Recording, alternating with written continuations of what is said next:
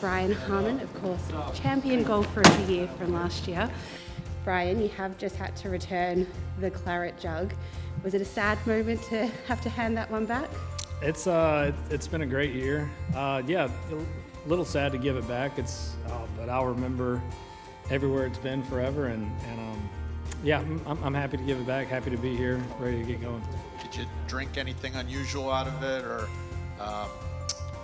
damage it in any way?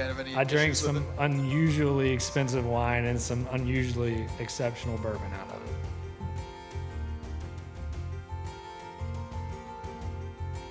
First off, it's great to be here. Second off, it's a tough golf course.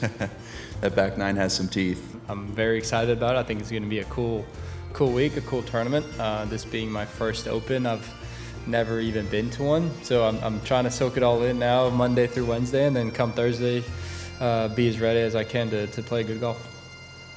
This is the press room at Royal Troon. This is where all the magic happens, as they say. I've got my hood up because it's really chilly here on Open Championship Tuesday, but it's a big day. Tiger Woods is going to be up there, and we need to find out what happened to him being Ryder Cup captain. The decision was very difficult for me to make. My time has been so loaded with the tour and everything we're trying to accomplish. I'm on so many different subcommittees that it just takes so much time in the day, and I'm always on calls. And I told Seth that I just didn't feel like I could do the job properly. All right, folks. Well, presser day is finally over, so I have stepped outside for the first time today to touch some grass. I've learned that it has gotten windier and colder since I arrived here this morning, but mostly from the pressers, we learned a ton. You've given so much to this game, you've given so much to this championship, but there was comments, last week from Colin Montgomerie who said, why is he here? He should retire.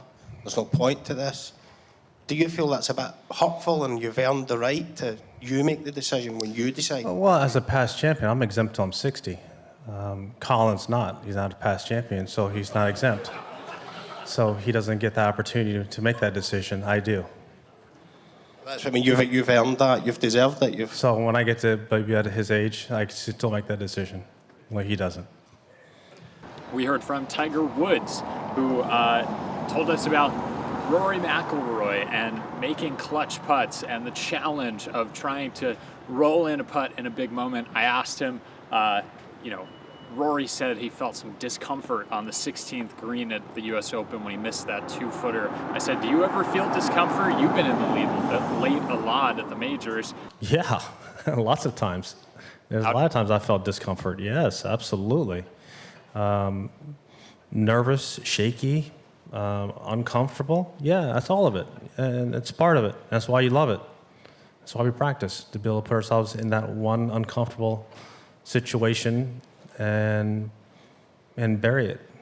Rory, we heard, actually blew off Tiger Woods on a text message chain after the U.S. Open. Tiger texted him to say, hey, thanks, I'm thinking about you, hope you're doing well after that heartbreak.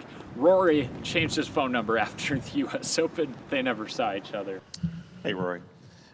We had Tiger in a little while ago, and he was mentioning after the dust settled for you after the U.S. Open that he had shot you a text. Just kind of wondered what that meant to you to hear that from him. And So, full disclosure, I changed my number 2 days after the U.S. Open, so I didn't get it until he told me about it today. So I was like, oh, thanks very much. So I blanked Tiger Woods, which was probably not a great thing, but Tiger's been nothing but incredible to me over the course of my career. We've got Scotty Scheffler.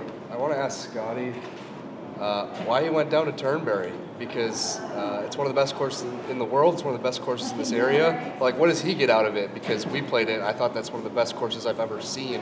I'm curious if he thinks the same way. You and Sam popped down to Turnberry the other day. A couple years ago, you made a couple stops in Ireland. I'm just wondering, what inspires you guys to stop at these top courses more over here than you maybe would at home in the States? Well, really more of what happened this year was, since I didn't play the Scottish Open in terms of like the travel and the jet lag and everything, you need to get here a bit earlier in order to be ready to compete. And so I didn't want to come here and play Troon that many times in a row before the tournament. That would be outside of my routine. And definitely outside of Sam's as well. And so when we came over here this time, it was like, well, let's find somewhere else to go play on Saturday. And, we were fortunate to go out there and play, and we had a great time, great golf course. This is Trump Turnberry. It's like 45 minutes south of Royal Troon. So a lot of the pros who are playing up the road have been stopping down here. We had Adam Scott last week before contending at the Genesis Scottish Open. We had Scotty and Sam Burns over the weekend playing out here. Luke Donald teed off like 3 or 4 groups ahead of us, so he's out on the back 9 right now. Pretty special property. People say it's easily top 3 in Scotland, maybe top 1.